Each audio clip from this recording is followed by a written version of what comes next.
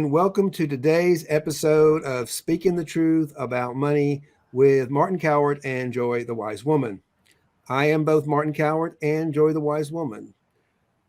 Martin is my human name, and Joy the Wise Woman is my spiritual name, because I know that we're both human and spiritual. So I'm so excited today because I've got a very, very special guest, Carlos Legaspy. Carlos Legaspy is the CEO and the president of Insight Securities and the author of a fantastic new book, Going for Broke. It reads like a James Bond thriller, but it's a true story. And it's his story. And it's quite an amazing story. And that's why he's here today, because I'm just so excited to give him a place to share that story, because it's an important story. It's an important story about discrimination in a whole host of ways. Carlos is a Mexican man, and he runs one of the largest Latino or Latin American investment banking firms. Excuse me, I got that language incorrect, but he does run one of the largest investment banking firms in the world, and he's had some challenges along the way. And he's going to tell you a little bit about his challenges in just a few minutes. And so, Carlos, thank you so much for joining us today to talk about your book and talk about what your life's been about and what all the challenges you faced in getting that. So why don't you start out just telling us a little bit about Carlos growing up? How did Carlos get here?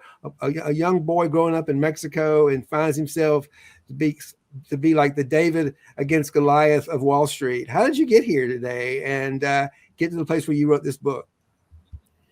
Well, thank you, Martin. Pleasure to be here. I grew up right at the Mexico-U.S. border. I was born on the U.S. side, but I grew up on the Mexican side, going back and forth between El Paso, Texas, and Juarez, Mexico. And I finished all my studies in Mexico, graduated in 1989. So I'm going to be, next week, I'll be 55 years old. And I came to the U.S. I got immediately into Wall Street. I was always drawn to the dynamism of that industry. You know, it's exciting and it's challenging, and and I've always been a thrill seeker, and it's always drawn to that.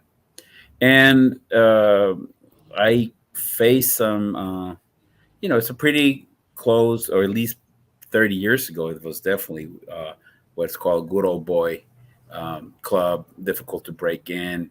And so in 1996, I decided to set up my own practice, and under the auspices of another firm. And then eventually, I've always had the dream of having my own firm. And I realized that in 2012, about 10 years ago, I bought an existing broker-dealer in Chicago, cracked the piggy bank, and bought the firm, and it started to realizing my vision.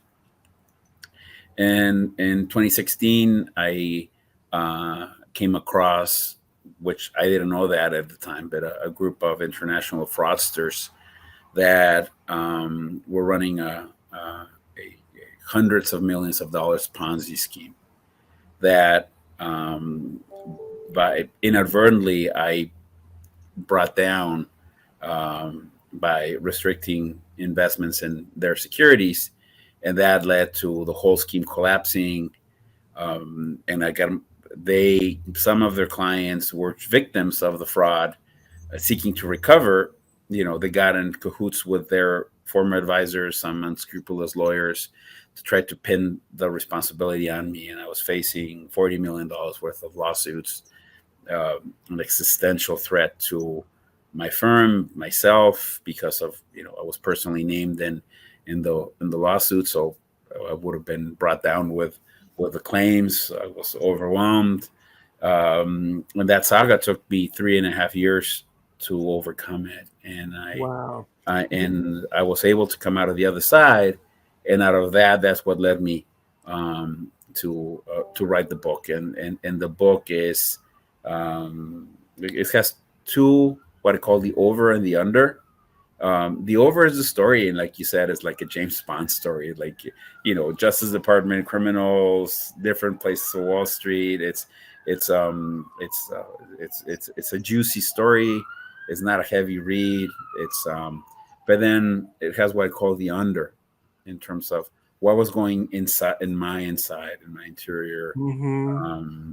what led me to not give up, and some lot of outside the box thinking to be able to, a little guy, confront the big guys. And so I'm hoping that the reader will be inspired by the story and apply whatever lessons are there to their own life, to be able to uh, better pursue their dreams, transcend their limitations, and being a queer man, being a Latino man, being an outsider in this environment, to claim a seat on the table that is ours. And sometimes I buy into that lie, and that I don't belong, and I let it pass. Yeah, I mean, I can imagine. I think that feeling of not belonging, that not fitting in. I think that's for me. I would say that as a gay man and a queer man myself, that and all that I did to try to fit in with the normal boys, and I would imagine what maybe that was for you a little bit of a challenge too. How do I fit in with that good old boy? I'm a Mexican. I'm not a white man, and I'm a queer man. And so talk to me a little bit about what did it feel like for you that when you realized that they were pinning this on you. I mean, you uncovered it, and all of a sudden you're like, wait a minute, they're trying to reverse this whole thing and make me look like the bad guy. What did that feel like on the inside? Oh man, well, I felt really angry, Yeah, really, really angry. And that anger is the one who actually got me through it. yeah, Um, uh, because anger, if focused and funneled, it's a really constructive, very creative energy. It's when it goes out of control and turns into rage that is it's problematic. So out of that anger, the indignation, how dare they destroy what I had built for 30 years, yeah, especially because I didn't do it. It was hard to see the many of these investors were victims, but at the same time, being a victim of fraud does not give you the right to go and victimize others. So the other side of the coin was immediately the perpetrator, yeah. saying, "Well, I got screwed, so I'm entitled to go and screw somebody else," and that really enraged me. And I was protecting my realm, my employees, the people that depended on my firm. I couldn't just fold and let Yeah. the other side just win without a fight. I didn't know if I was going to prevail, but I made the decision that I was going to fight like hell, make it, um, if they were to prevail, make that victory feel like defeat for them, and being so expensive, give them a bloody nose. In rugby terms, I play rugby, and and and knowing that because I was giving it my all, if the outcome was not what I was hoping, at least I was at peace that I had given it my all, that I had not left That's anything beautiful. on the table. I started writing the book before the saga ended, so I didn't know if it was going to be a happy ending or a sad ending. Ended up in this timeline is a good ending, but it's I didn't know. I didn't Yeah, know. when you're in the darkness, it's scary, right? Correct. Yeah. And I want to go back to that something you said about anger, and I think that's an important thing for people because people often don't. Anger is one of those misunderstood emotions, and I like what you said. Anger can either provoke us to become. We usually can become angry because we have been victimized. Somebody has done something. Something's been taken away from us that we care about, so we get angry about it. So your anger is understood, but we have a choice there. It sounds like to me you have a choice to either take that anger and take it into good action to Hmm. make the world better, to learn from it and to actually put people in the right place and get Mm-hmm. the truth to be revealed. Or you can do what some people do, and that's become a perpetrator. You can join into the battle, and you can go out and get even. Yeah. So, talk to me a little bit. Just pull that out a little bit more. But how do, what guides you into taking the right action and not becoming the perpetrator? How did you discover the value of using anger as a course of action for forward thinking and progress? Um, the uh, One of the founders of the nonviolent communication, Marshall Rosenberg, talks that we have the giraffe and the jackal. Being the giraffe, the land animal with the largest heart, because it has to pump the blood all the way to the top as a symbol of being heart centered. But also we have the jackals, which is that dark side, or what Carl Jung would call shadow. And and and for me, I needed to let the jackals run first before dropping into the heart. So I had moments in which I could visualize me really beating the crap out of my adversaries and things like that. So trying to be, I'm this, conscious being, kind of zen and all that. That doesn't work unless I give an outlet to that side. So Right, that was the first step. So I did my own rage work, things like that, so that would, not interfere into tapping that anger into that creative, constructive side, that protective side, in which I had to be conscious of why was I doing this. So seeing my staff, the clients, the people that depended on me, that was a great motivator of saying, I cannot let these guys destroy that. right. And then that's where it came the heart centered, and a lot of unorthodox ideas came from that indignation. And I talk about it on the book, that things that have never been tried before and they worked, and things like that derived from that. Yeah, that and I hear you saying, and we so the world knows uh, Carlos and I know each other from years of working together in the Mankind Project, which is really about getting into heart space and about looking at our shadows and doing these processes. So, some transparency there. We both know about how we use shadow and how we learn to love and accept those parts of ourselves. And part of the process of what I believe he's saying to us is that, yeah, those feelings are real, and you don't want to push them down, and you don't want to squash them because they're going to come up some other way.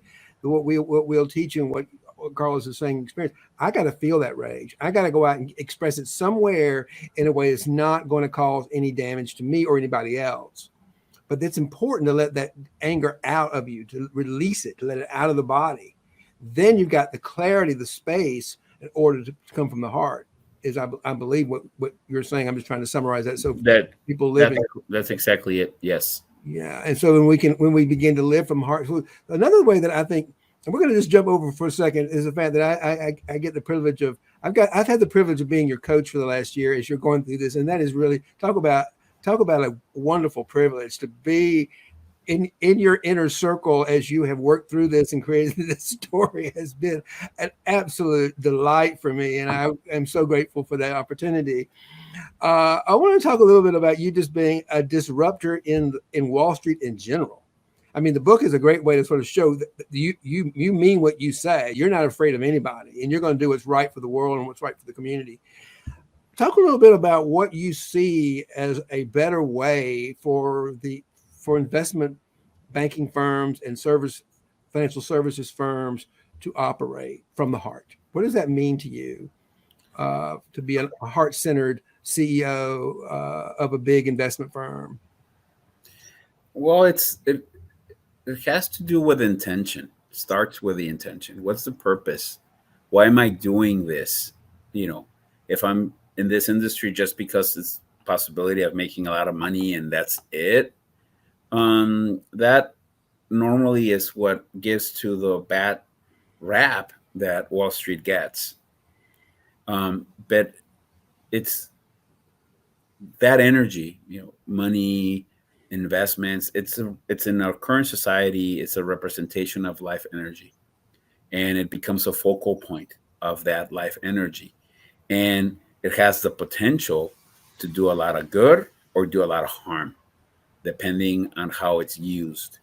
And so for me, one of the reasons I wanted my own firm is that I could throw out the book and create something that would be aligned with my values and what I believe, which I believe that I could have a collaborative, positive environment that did good for its clients, good for employees, good for myself. That it. So yeah, I'm in business to make money, and that's fine, and I can make a lot of money without having to need to cheat anybody. And Yeah. and and one of the things that put this thesis to the test was through this ordeal, because um, my affiliated advisors have choices. They could be affiliated to my firm, they could be affiliated to some of my competitors. And I was in so much trouble that the logic would say all of them should have bolted. My ship was sinking, and they chose not to. And the only explanation I have is that, first of all, I was always real with him. I never, tried to hide or mislead him and pretend that I was not in trouble. I was in trouble, and many of them even stepped up and helped. Mm-hmm. And my competitors would call him and solicit them. And look, Carlos ran the ship into some rocks. It's on the sink, jump ship. And yes, some did leave, but the majority didn't. And and I think was precisely because of that connection that we had developed.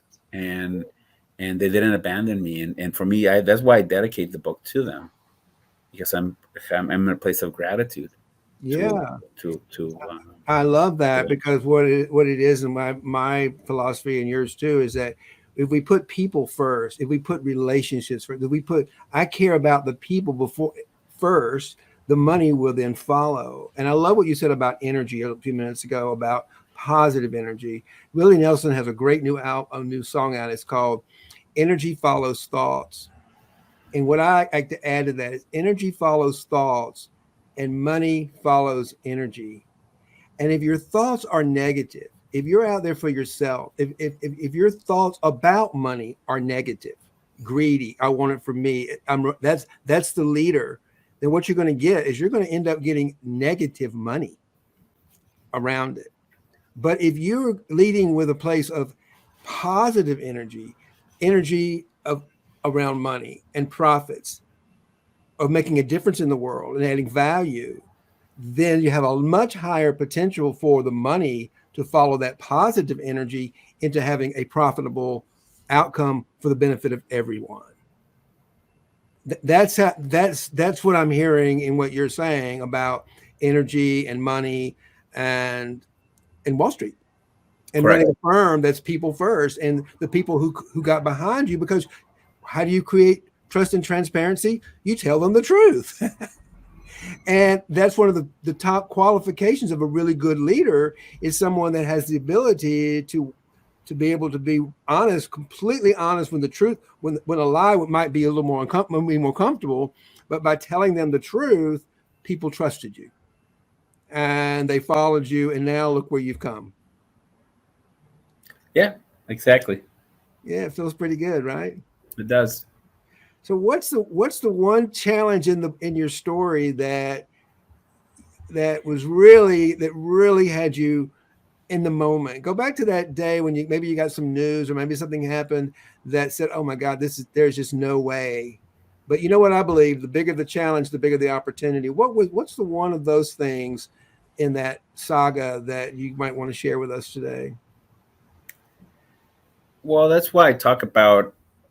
I gave it my all, and there was a moment in the book that I was looking into my bag of tricks, like in trying to see if I could pull another rabbit out of my hat. I had been pulling rabbits out of that hat for several years already just to stay afloat. And I was at the end. I was um, within minutes of announcing the that I was going to close the firm, and the universe didn't let me. I I got a call out of the blue for somebody offering me exactly what I needed, and it's in that moment, and that stopped me. So I was came right to the edge, and I was at that place of surrender. I was in a place of I I I, I had given it my all, and I couldn't do more, and I had accepted in a way the fate, and that's what I'm talking about. That if I give it my all, the universe responds, and if it's not meant to be that way, something magically, a rabbit fell out of the sky right where my hat had no more rabbits, and it happened a couple of times along the book. So I'm not, say, oh man, I'm this, I'm the shit. I did, what I accomplished was amazing, but I wouldn't have been able to accomplish it if I had not received a lot of help. I love that, Carl, and I love particularly because I really, I mean, for my own, everything that I talk about in the world from my own journey and yours is that whole the spiritual principle of surrendering. Surrendering. Finally, we get to that last moment, and I've done everything I can. I do not know how to solve this problem, God. I am going to give it to you because it is way beyond me, and it's amazing that if you're working with the universe and you're in touch with that, the universe will all of a sudden give you exactly what you need. And it sounds like that's exactly what happened for you. Correct. Yeah. Yeah. I want to jump over for 1 second because you and I know each other from years of working with this great organization called the Mankind Project, which does social, emotional, educational leadership work for men, a lot of shadow work. And I want to know, well, one, you might talk a little bit about what shadow work is and what the Mankind, but I'd really like to know a little bit about what it is for our audience, and also how your inner work, how your work and in the Mankind Project and doing shadow work has been so helpful to you in getting through this ordeal. Well, it's I sometimes I think we're I don't know how people live without doing personal work. I don't either. It's it sustained me. It had a support system where I could, you know, cry or rage or whatever I need to do so that I can fill my cup and fill my tank so when I come to the battle, I was not depleted. And so that personal work is what uh, gave me the wherewithal to overcome the challenges, and it's also the uh, everything I think happens for a reason. I think it was meant for me to go through this ordeal, to really test myself, my limits, I, everything that I had to do on the inside to overcome it. They're gifts that I carry with me going forward. So it's it's that one of my teachers says me is that constantly rubbing is what polishes the stone in the river. So just like that, right now I'm really shiny because I got really polished by all of the ordeal. So Yeah. And it was quite an ordeal. Anybody listening, I've read I'm through about a third of the book, and I got to tell you, when I got the book from Carlos, the pre-released edition he sent me to take a look at, I was like, oh my god! And I got through. I think I read the first 4 pages in like an hour, because I was like, oh my god, this is. I couldn't put it down. It was just about your boyhood, growing up. I was just so fascinated. So it's really well written, and I'm excited about getting into some of the more funny, juicier parts of the actual ordeal that you face. I haven't gotten there yet, so I'm looking forward to that. And I think that'll be really cool. So if you just I just really, really commend you for that. And yeah, I'm the same way. I don't know how people, well, that's why I'm a coach. I mean, that's what I do is I teach people how to live in the light. And the way we live in the light is we have to go in there and face our shadows and look at the shadows and actually reframe them to see that that experience, that ordeal was actually something we can be grateful for. Right. Correct. And that's what I'm hearing you say today is that while you were in it, I can tell you from last year, there were moments when you were not grateful for this ordeal. Yeah. in any stretch of the imagination, you were not grateful. And today you are, aren't you? Well, I think it's important. One of the things is I had to remind myself that the reason things occur is not in the past; it's in the future. So Yeah. why did I have to live through this? You could say, oh, because I came across these fraudsters. No, that's the how I got into this. And the why I got into this thing was yet to be revealed. Maybe is this book, maybe something else that's going to come in the future as a result of that ordeal. And that nourished me and allowed me to keep going and say, like, well, I gotta be around to know exactly why this had to happen. And so that's one of the reasons that I kept going. Yeah. I want to ask you another question. We're getting toward the end of the half hour, and I'd like to. And you're an educator and a teacher and a coach with the Mankind Project, and you're a leader of your company. And in terms of doing your own work and the value of that, what would you, and people facing their shadows, what would be one simple thing that you would advise people who are going through something similar to yours, or caught up in their shadows, or caught up in some ordeal, and they can't see the light? What would you suggest that they do so that they can get through the ordeal, or at least take the next right step, so that they can begin to get to where you are? Always do your best and be brutally honest with yourself about what that best looks like, because it fluctuates. So there are days in which I'm in the zone and I'm killing it, and it's my responsibility to take advantage of me being in that zone and make the most of it. And there may be some days that I'm not feeling 100%, and just getting out of bed is my best. But at least I did that.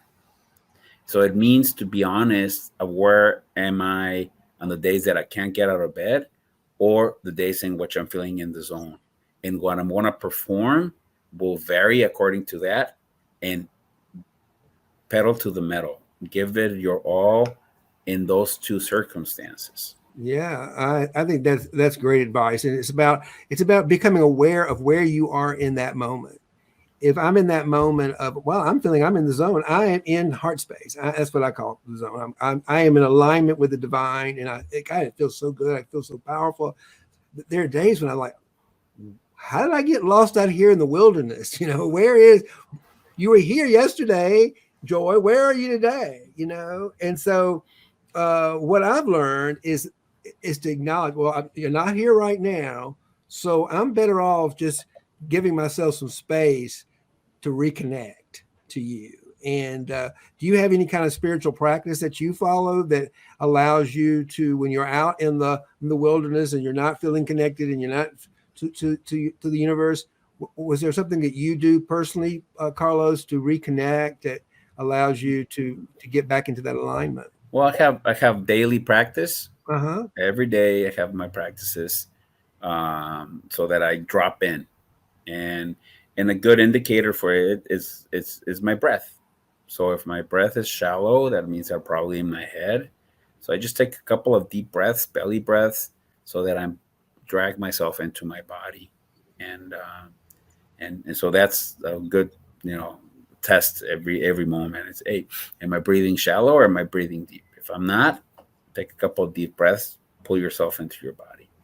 Love that. And let me ask you one more question here real quick. Have you ever met anybody successful that did not have some form of a morning power hour, some way to connect with that deeper power? Well, all the people I admire do. So I don't know anybody. I know, and I just, some people, like you said, people resist their inner work, people resist meditation, and they miss some kind of power hour. But everybody that I know, from you to Tony Robbins to Oprah Winfrey to Ray Dalio, every single human being that's ever made anything happen of an impact has always had a morning power hour, something they do every single day to get into alignment with that divine creative force within us. That's whatever you want to call that. You know, I like to, people say they don't believe in God. I say, well, do you believe in frequency, age, energy, and vibration? I say, yeah. I said, well, can you see it? They say, no. I said, well, that frequency, vibration, and energy that you can't see that's creating the universe, that's God. That's all there is to it. You know, do you believe in that? Oh, okay. So yeah, it's all about getting, but you got to get into that. You got to get in alignment with that vibration, that energy, and that frequency that we would call whatever, the universe, the God, whatever you want to call it. But that's really all it is. It's about getting ourselves into an alignment, the human into the alignment with that vibrational frequency. So thank you for that piece of it too. And now, before we go, I know that people are going to hear this today on either my podcast or even watching live. How do people who want to get in touch with you, what's the best way for people to find you, Carlos? I have a website. It's carloslegaspy.com. CarlosLegasp like Peter Y.com. And you can contact me there. Also on social media, still the same places. And the book is currently on pre-sale. The same outlets: Amazon, Barnes and Noble, Target. The release date is May 17th. Well, that's fantastic, and that's pretty easy. It's Carlos Legaspy out there, and you can go find him on LinkedIn, social media, and he's got a website by the same names. That's pretty simple and easy to find him. And I know that the kind of man Carlos is. And if you'd like to find out more about his book, find out more about shadow work, the Mankind Project, any of these kind of things, so that you can live a life of significance and influence because you've gotten out of your way to do so. Give him a call, reach out to him. He would probably, I know for a fact, he would love to meet with you and talk to you, share what he knows, his wisdom, because he's just that kind of man. Hold on one second. I just want to give one shout out to how the people can get in touch with me. As I have a Facebook group called Financial Heart Space for gay, transgender, and bisexual men. You can always come join our Facebook group if that's your community and join us over there, or you can just look for me as Martin Coward on all the social media outlets, and you can find me that way. I'm on Martin Coward Coaching, Martin Coward on Facebook, social media, everywhere I'm there. So please come. I'd love to meet you as well. So please send me a direct message or join our Facebook group and join our community, because we're here to support, love and support each other in living a life of significance and influence in the world. So thank you so much for that. Carlos, thank you again so much for joining me today. It's a pleasure knowing you. Hold on one second. I'm just going to close this out and we'll meet for 1 second backstage. Okay.